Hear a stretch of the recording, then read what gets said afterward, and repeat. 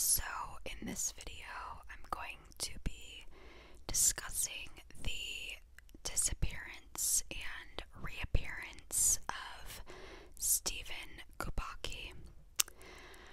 So, I actually mentioned this case at the end of my last video, and I had it kind of confused.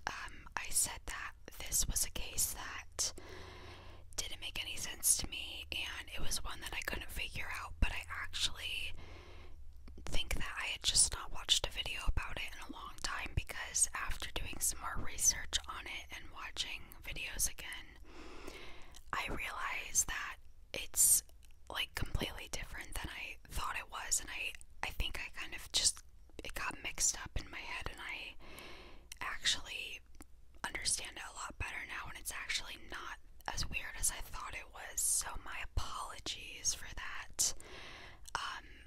But it is still a very strange case. It's just not really what I thought it was, I guess, is like the best way to explain it. So I am going to be reading from some notes that I took on my laptop, which is the prop up before my phone, which I'm filming on. And so yeah, I'm just going to be reading from my notes that I took, and I will have the sources that I used in the description of this video in case you would like to look at the different websites that I used. Okay, so Steven Kubacki was a 23-year-old student at Hope College in Holland, Michigan, and he was known to be an enthusiastic outdoorsman, and he had climbed mountains while he was in Europe studying abroad, and he also had been cross-country skiing in Lake Michigan many times, so it wasn't unusual when he told the people in his life, and he decided on going to take a trip alone, a solo cross-country trip. And so the people in his life weren't necessarily, confused by this or anything like that. This is definitely a trip that he would take, and it would make sense given the things that he's done in the past and how he's an avid outdoorsman. So he goes for this solo cross-country trip, and he intended to stay for a day or two, but he never returned, and he disappeared in February of 1978. So when he disappeared, he left a 200-yard footprint trail in the snow that stretched past the lake's edge. So there was just this trail, these footprints in the snow, and then they just stopped. So investigators, once people were going to look for him, they inferred that he had perished somewhere beneath a thick layer of unbroken ice. And that, to me, I think is where I kind of got confused, because that was just so confusing to me. I'm like, how could that even be? How would they just stop abruptly? And there's no broken ice, so where did he go? It was just very strange. It was a very strange scene. So the area that he went missing in is known as the Lake Michigan Triangle, which stretches from Manitowoc, Wisconsin to Ludington, Michigan, and south to Benton Harbor. There have been numerous strange occurrences that have caused the Michigan Triangle to have this reputation for being eerie and ominous, I guess. And that all began, the occurrences began in 1891 when a schooner named Thomas Hume set sail across Lake Michigan in search of lumber. The ship's crew of 7 vanished, and there was never any discoveries related to the disappearance of the ship or the crew members, so nothing was ever found, which is crazy. Following Steven's disappearance, search teams searched this area, and they discovered his skis and poles on the beach beach of Lake Michigan and footprints on the ice leading up to the lake. While searching for him, the rescue crew flew over this area. Flew over the area, and Steven's footprints were reported to come to a halt at the ice's edge. The ice was unbroken, and a site check produced no trace of Steven's whereabouts. So once again, the ice was unbroken, and it seemed as if he had just come to a halt on the lake. There was no further evidence or indication of Steven. He looked to have vanished into thin air. Then, on May 5th, 1979, well over a year after Steven had went missing, Kubacki woke up, that's in quotes, in a grassy knoll in Pittsfield, Massachusetts, 700 miles due east from where he had vanished. Kubacki had no memory of his previous 14 and a half months, and he didn't immediately realize how much time had passed until he bought a newspaper and saw the date.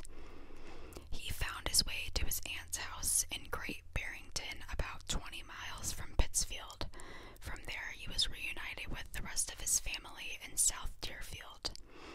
After he reemerged, Kubacki told reporters that he had found himself wearing clothes he did not recognize as his own, and he had a backpack filled with maps and hitchhiking signs suggesting that he had traveled widely, such as places like Sacramento, San Francisco, Reno, Chicago, and Utah. He also had $40 in cash, new glasses, sneakers, and a t-shirt from a marathon in Wisconsin. Kubacki told a reporter that he believed his blackout was caused by exhaustion and exposure, and he would see a medical doctor for a physical, but he would not be seeing a psychiatrist. Kubacki insisted that he was in a healthy frame of mind when he set off for the skiing trip, and still was. So people thought he kind of lost his mind, maybe because none of this really made any sense, and it was just such a confusing situation. So today, Kubacki remains alive and well in the Pacific Northwest, working as a psychologist, and also has written a book on mathematical foundations of existence. For decades, he has refused to speak with reporters, including the person who wrote this article. So the person who wrote the article that I was reading had reached out to Steven, and he did not reply. And the author of this article also reached out to Steven's ex-wife, and she refused to comment on the situation as well. And then both of Steven's parents have passed away since this incident, so obviously they can't comment on it either. So due to the Lake Michigan Triangle aspect of this case, it has been picked up by some paranormal type communities, conspiracy communities, people who are interested in that kind of thing, but I haven't really seen that much coverage of it. And it's a very fascinating case, but like I said, it is a lot different than I originally had thought when I was thinking back about the case. And I actually don't remember the reappearance being a part of it. I thought that he just disappeared.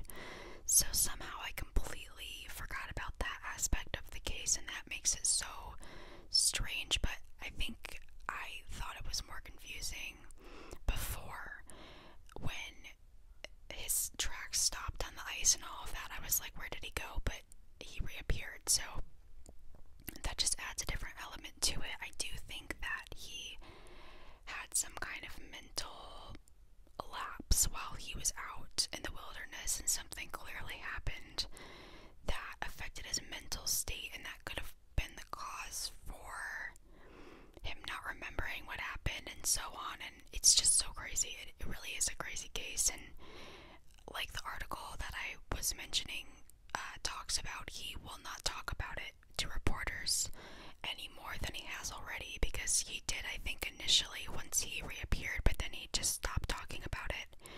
And the people that he has in his life have also not wanted to comment on it, so we don't really know a lot more about what happened to him out there.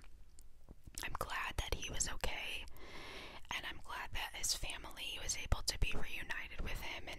their mind of, you know, what happened to him and worrying that he had passed away. It really is a crazy situation. So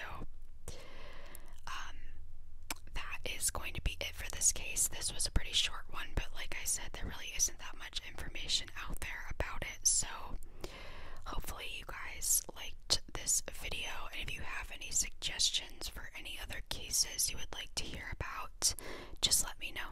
Alright, bye.